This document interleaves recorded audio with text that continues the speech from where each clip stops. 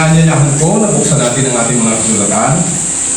Muli sa aklat ng Mateo, chapter 3, verse 13 hanggang 17. Gagamitin ko po muna ngayon ang King James Version. Dahil mayroon pong quote na salita na mas malinaw sa King James at mas mababaw din naman sa mababang sali ng NIV. Ganito po ang sinasabi. Ang pamagat po muna ng ating pag-aaralan ngayon ay si Jesus na bautismuhan ni Juan. Ngayon po ay sama-sama nating basahin. Nang magkagayoy na paroon si Jesus mula sa Galilea at lumapit kay Juan sa ilog ng Jordan upang siya'y bautismuhan niya. Datapwat ibig siyang sansalain ni Juan na nagsasabi, kinakailangan ko na ako'y iyong bautismuhan at ikaw ang naparirito sa akin. Ngunit pagsagot na Jesus ay sinabi sa kanya, payagan mo ngayon sapagkat ganyan ang nararapat sa atin ang pagganap ng buong katwiran. Nang magkagayoy, pinayagan niya siya. At nang mabautismuhan si Jesus, pagdakay umahon sa tubig, at narito, nabuksan sa kanya ang mga langit, at nakita niya ang Espiritu ng Diyos na bumababang tulad ng isang kalapati at lumalapag sa kanya. At narito, isang tinig mula sa mga langit na nagsasabi, ito ang sinisinta kong anak na siya kong lubos na kinanulugan. Amen? Amen.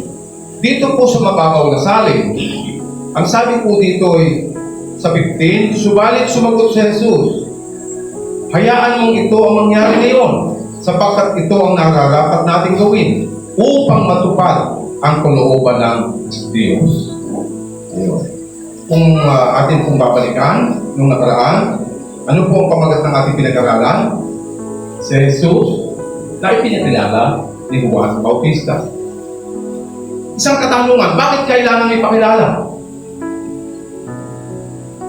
Sapagkat dumating yung pangako at kailangan ipakilala. Amen?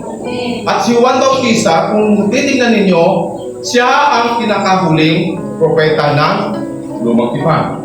Na siya rin ang binabanggit na si Elias na bumalik. Ngayon, tingnan natin mabuti. Dito, kung titingnan ninyo, sino ba ang mas mataas? Si Juan Bautista o ang Panginoong Jesus? Tama, ang Panginoong Jesus. Sa pagkapanganak, lamang si Juan Bautista ng 6 months dahil siya ay inihanda ng Diyos para ipakilala. At ngayon naman, yung kanyang ipinakilala ay mabautismuhan niya. Pero kung makita ninyo sa pinag-aaralan natin kanina, ini-insist, Panginoon, dapat ikaw ang mabautismo sa atin. Sapagkat kinikilala niya na mas dakila. Ang sabi nga doon, hindi man lamang sa karapat dapat magdala ng kanya pa. Diba? So kinikilala ni Juan Bautista na makapangyarihan itong kasunod niya na siyang nagbabautismo ng banal na Espiritu at ng Apo. Amen? Amen. Dito kung titingnan ninyo, yung bautismo ni Juan sa pamamagitan ng tubig ay paglulubog. Inilulubog, immersion. Ano ang kahulugan nito? Paglilinis ng kasalanan. Tama. Inihahanda yung mga tao ng lumang tipan o lumang batas. Inihahanda. Bakit? May panibagong mangyayari. Diba? Yung hari o yung ipinangakong tagapagligtas na tanging makapagliligtas sa kasalanan. Inaasahan kasi ng Israel, yung dadating na tagapagligtas, ililigtas sila sa pagkaalipin sa bansang sa mga hindi. Pero ang sabi doon, hindi lamang sila ililigtas, kundi sila ay patatawarin sa kanilang mga kasalanan. Una, ito'y paghahanda. Bakit? Kailangan ihanda. Dahil kung tingnan ninyo, doon sa lumang tipan, mayroong parehong pangyayari. Nung sila ay hinamon ni Moises sa pagkakaalipin, dumaan sila sa Red Sea. At pagdaan nila sa Red Sea, sila ay nabautismuhan. Mayroong panibagong pangyayari. Mula sa pagkakaalipin sa Egypt, sila ay pinalaya upang maglingkod sa Diyos. At inihahalintulad yung pagdaan sa Red Sea, ito pala ay kahalintulad na rin ng paglilinis ng babautismo. At hindi lamang yun. Kahalintulad din halos nung ginawin ng Diyos ang sandaigdigan sa pamamagitan ng baha. Ano ang sabi doon? Tanging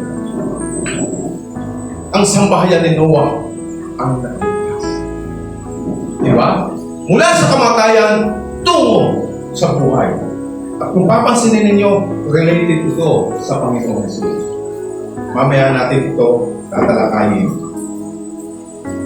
Puntahan muna natin ang verse 14 at saka 15. Bakit ganun na lamang ang pagsansala ni Juan? Datapot ibig siyang sansalain ni Juan. Puntahan muna natin ang 13. Nang magkagayoy na paroon sa Jesus mula sa Galilea at lumapit kay Juan sa ilog ng Jordan upang siya'y bautismuhan. Take note. Kung titingnan natin, Panginoong Jesus ay anak ng Diyos. Siya ang hari. Siya ang pinangakong tagapagligtas. Bakit kaya kailangan pang bautismuhan? Hindi kayo mag-iisip na, bakit kaya ganyan? Bakit kailangan bautismuhan siya? Tulad ng binanggit ko po sa inyo kanina, ito yung paghahanda. Hindi siya exempted. Dapat mapailalim din siya. At pupunta na tayo doon sa 15. Ngunit pagsagot na Jesus, sinabi sa kanya, payagan mo ngayon, sapagkat ganyan ang nararapat sa ating na mga pinili. Ang pagganap ng buong katuwiran nang magkagayoy, pinayagan siya. Ano kayang katuwiran yung binabanggit na ito? At dito, kung titingnan natin, iba ang pagkakasalin. Sa 15, subalit sumagot si Jesus, hayaan mo itong mangyari ngayon, sapagkat ito ang nararapat nating gawin upang matupad ang kalooban ng Diyos. So, bahagi ng transition, bahagi ng tinatawag na kasaysayan ng kaligtasan ay mabautismuhan. Kaya nga po, ipinauna na kaagad si Juan Bautista para linisin, para magkaroon ng tinatawag na paghahanda. Dahil magkakaroon ng panibagong pangyayari. Alam niyo po, yung paglilinis ay napakahalaga. Bakit? Nung susunduin, nung inilabas ang bansang Israel sa Egypt at pupunto sa bundok ng Sinai, sila ay sasamba sa Diyos, makikipagkita. So kung sila ay may marumi, hindi sila karapat-dapat. Diba? 3 araw na paghahanda ng paglilinis. Nilinis ang katawan, nilinis ang mga kasuotan. Pero kung titingnan nyo, hindi lubos na nalinis. Bakit? Kasi nasa ilalim pa rin ang sumpa ng kasalanan. Ang naghahari noon o ang kumukontrol sa mga tao ay kasalanan. At ang bunga ng kasalanan ay kamatayan. Pero pagdating ng Panginoong Jesus, mayroong napakalaking pagbabago. Diba? Hindi nagawa noon. Alam niyo po yung tinitingnan natin na pagpasok sa templo, may daladalang dugo. Bakit may dalang dugo? Ang dugo ay simbolo ng kamatayan. Hindi sila makasasamba kung wala silang dalang dugo sa templo. Diba? Ngunit nilubos ng Panginoong Jesus. Kaya pinakikita sa ating pinag-aaralan, yung babautismuhan ay siyang maglilinis. Totally! Hindi na paulit-ulit. At hindi lang yun. Binabautismuhan niya ang babautisa sa pamamagitan ng banal na Espiritu. Tingnan niyo pong mabuti yung paghahapin doon sa panahon ni Noah. Sa panahon ni Noah, ilang araw na lumubog? Tama. 40 days and 40 nights at unti-unti humuhupa na ang tubig. Ano yung unang pinalabas na ibon? Kung kayo ay nagbabasa. Mayroong pinalabas na ibon. Mayroon akong narinig. Tama yun. Maitim ang kulay niya. Yan. Unang-unang pinalabas ay uwak. Kaya mahalaga yung mga ibon. Sa ating diversity ngayon, unti-unti na sila nawawala. Bakit nawawala ng mga gubat? Noon, unang pinalabas ay uwak. Ano ang kasunod? Kalapati. Upang tingnan kung mayroon ng buhay. Magka-oblig ito kung titignan ng mabuti. Kaya kung papansinin ninyo, napakasarap, napakagandang mag-aral. Kaya kayo ng mga bata pa, pag-aaralan ninyong mabuti. Dahil ako ay medyo maedad na, kung papansinin ninyo, hindi na mapigil ang pagputi. Tingnan nyo, puti na. Ate, puputi din ang kilay mo at ang buhok mo pagdating ng panahon. Ngayon, tingnan natin mabuti. Ano ang sabi dito? Nang mabautismuhan si Jesus, kaagad siyang umahon sa tubig. Hindi siya nagtagal, hindi siya nag-swimming. Kaagad siyang umahon. Tingnan niyo mabuti. Nabuksan ang langit.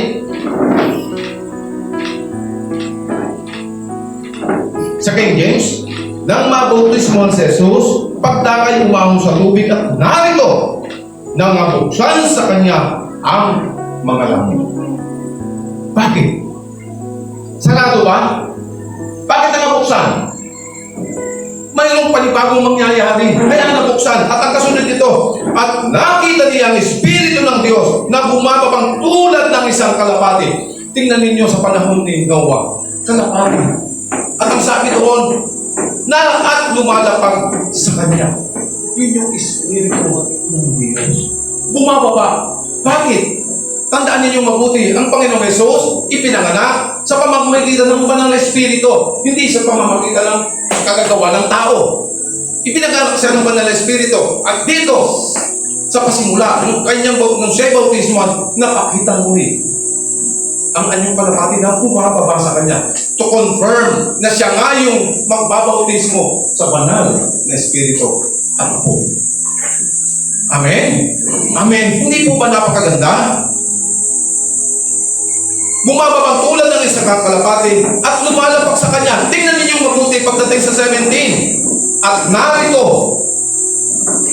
ang isang kilig mula sa langit na nagsasabi, ito ang sinisinta kong anak na siya kong lubos na kinagulutan. Amen?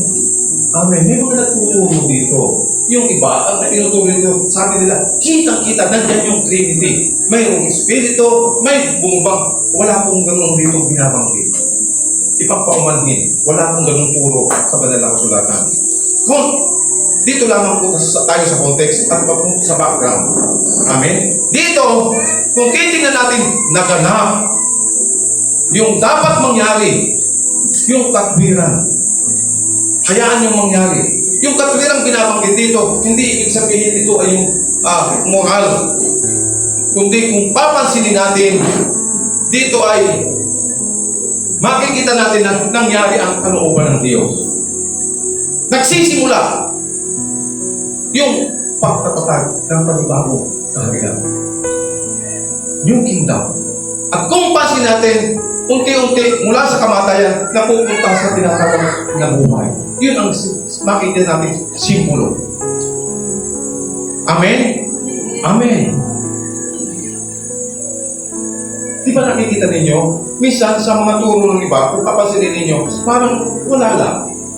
Simpleng bagay lang. Pero may mga bagay na ipinakikita dito. Tulad ng background na binabanggit. May pangyayari sa lumang tipan. Na yun ay sinusuportahan. Kinakailangan ma-confirm. Amen? Amen. Kaya yung ating pag-aaral, hindi ba kayo natutuwa na tayo ay unti-unti natututo? Alam niyo po, ang hirap din sa mag-aral. Lalo na doon sa inyong academic. Lalo pag core number, yung chemistry, yung trigonometry, kung ano-ano pa. Di ba? Pero tiyagain ninyo yan. Kailangan ninyo yan sa inyong buhay. Lalo ng pagtiyagaan natin na pag-aralan ang kasaysayan ng kaligtasan. Yung redemptive history. Una nagsimula tayo doon sa salvational history. Kasaysayan ng kaligtasan. Bakit redemption? Tinubos na kasi tayo. At tayo bahagi ng kaharian ito na umiiral. Amen? Amen.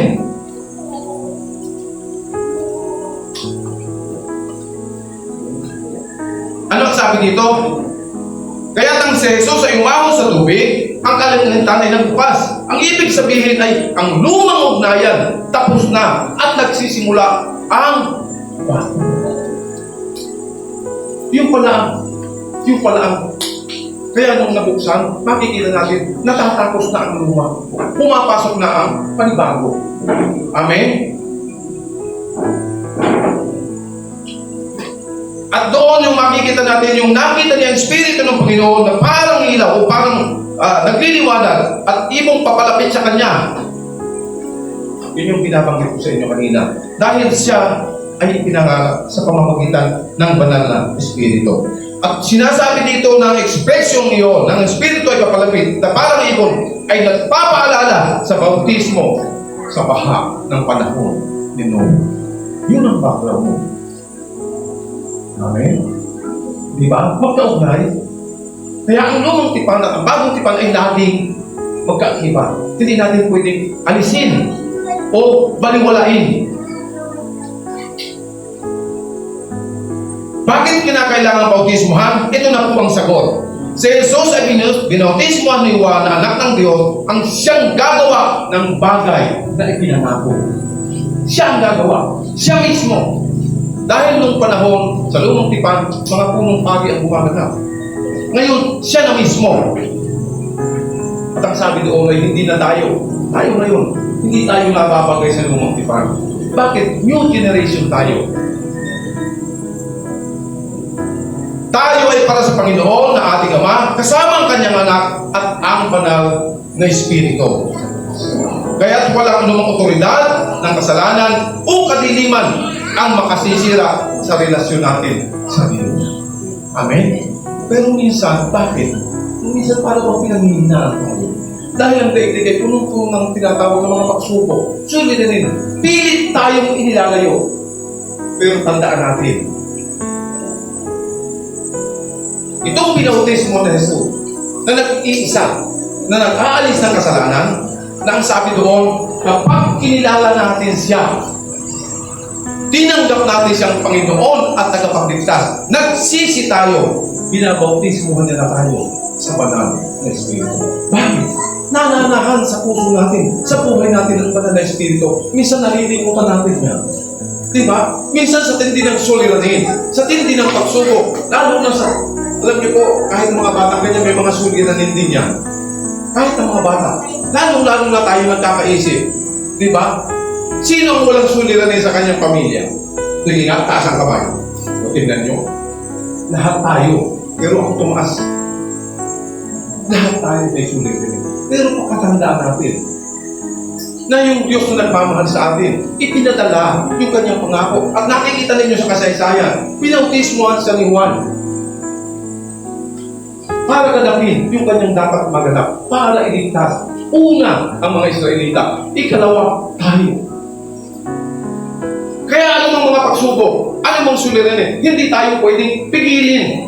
Bakit? Anak na tayo ng Diyos. Nabautismuhan tayo. Sumasaalin ng banal na Espiritu. Sa tingin mo, matatalo ka pa? Hindi. Pero bakit minsan, iniisip natin, bakit ganito ang buhay? Kasi nasa lupang katawan tayo. Diba? Nakadating ang araw. Kung paano sinabi ng Panginoong Jesus, magtiis kayo. Sa sanlibutan ito ay mayroong kayong kapighatian. Ngunit laksan ninyo ang inyong loob. Napagtagumpayan po ang sanlibutan. Nagtagumpay siya. Yung pinakilala ni Juan, yung binautismohan ni Juan, na walang iba kundi ang Panginoong Jesus, ay suma sa atin. Nagmamahal. Iniibig niya ang bawat isa sa atin. Amen? Amen. Ngayon, ang sabi doon, tayo ay nabautismuhan, mayroon na tayong bago at mapayapang relasyon sa Panginoon.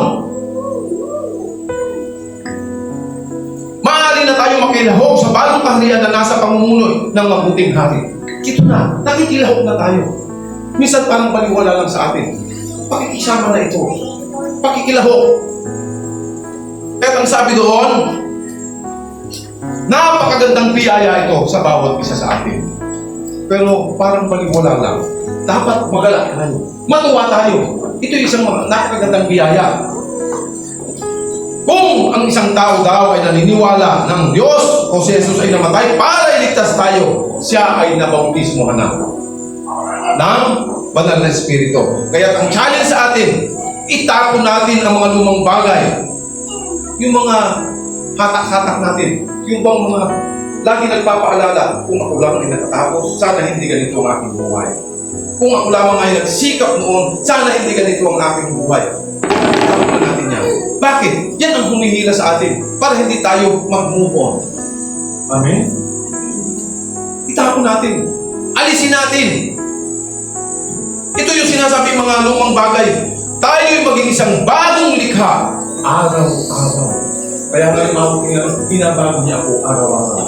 Kaya kapag kayo kinumusta, huwag mong sabihin, ay dati ko rin. Huwag! Bakit? Binabago tayo araw-araw. Ibig sabihin, pinabubuti at pinabubuti ng Diyos ang ating buhay. Yung ating ugnayan mas lalo pang gumaganda. Amen? Amen! Ang sabi nga po doon, ito ang pakatandaan natin. Ipinadala ng Diyos ang banal na Espiritu dahil sa tayo ay mayroong kahinaan sa totoong buhay. Aminin natin, mahina tayo. Kaya minsan, para pang hindi tayo mga anak ng Diyos pagka dumating yung maraming pagsubok. Patong-patong na problema na para bang sabihin natin, bakit ganito? Bakit lagi na lang? Bakit ang dami problema? Bakit ang dami pagsubok? Ganun talaga ang buhay niyo. Di ba sa pelikula? Yung mga bida, binubugbog muna ng binubugbog. Kalaunan, sila naman yung nangbubugbog. Minsan nabubugbog tayo sa pamamagitan ng napakarami pagsubok. Pero kalalahanin natin, si Jesus, ang banal na Espiritu ay nasa sa atin. Ang ating katawan ay templo. Naging templo na kung saan nananatili ang banal na Espiritu. Huwag niyong isipin na iniiwan tayo. Tayo lang ang nag-iisip minsan na iniwanan na yata ako.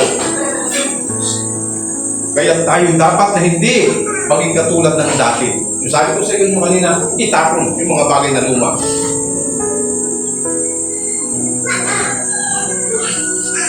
Kaya ang sabi doon, tayo'y maging isang taong may pananampalataya na siyang gagawa sa kaharian ng Diyos at ng kanyang katwiran dahil sa tayo ay nabautismuhan at tayo naging mga anak niya. Amen. Amen. Maliwanag po. Amen. Salamat sa Panginoon. Palakpakan natin siya.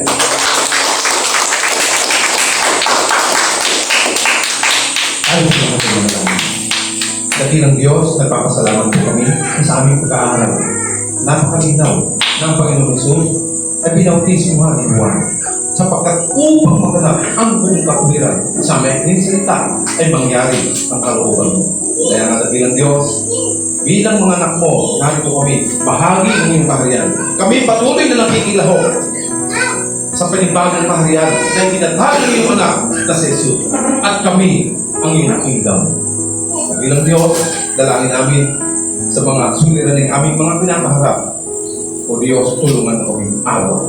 Paguhin mo kami araw-araw. At nawa, ang aming pananampalataya ay patuloy na umunlad at umunlad at umunlad. Na hindi kami malugmok na ang mga suliranin at mga problema sa daigdig nito. Dakilang Diyos, kami nagagalak sapagkat kami ay nilinis at kami ay pinatawad. At kami ay bahagi ng iyong Panginoon. Dakilang Diyos, maraming salamat sa umaga nito. Pagpalain mo ang bawat isang nakinig na ito, Diyos, ay maingat namin, treasure namin sa aming mga puso. At lagi namin itong panghawakan. Dakilang Ama, salamat sa iyo. Purihin ka. Sa pangalan ng Panginoon Jesus, ito po kami sama-sama pagkakaroon. Amen. Salamat.